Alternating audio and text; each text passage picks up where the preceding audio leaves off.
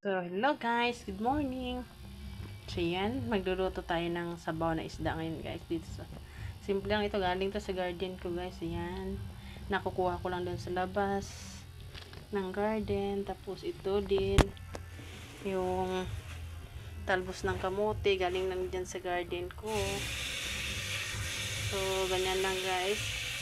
For healthy living talaga. Dapat maging healthy tayo sa namin guys. At maging healthy din yung natin laga bulsa. Kaya mahilig ako sa magtanim guys, kasi gusto ko talaga yung pag magluluto ako, kukuha na lang ako dun sa tawag dun. Hindi na ako bibili talaga, kasi kung bibili ka pa ng talbos ng kamote, masyadong mahal na guys kung bibili ka ng talbos ng kamote. So yan, nalibre naman. Kasi minsan dito sa amin guys, talbos ng kamote, kahit sa probinsya ka na, lang, konti lang talaga yung 10 piso nila. So yan, sinabuti ko na lang magtatanim ako. So yan, kita ko sa iyo yung mga garden ko guys ha.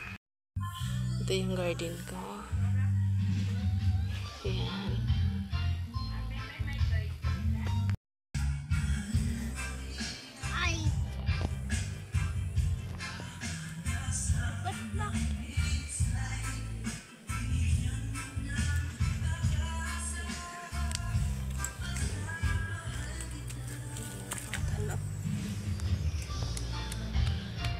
Yan, mga pananim kong talong, saka yan, bagong sili. May kamatis din.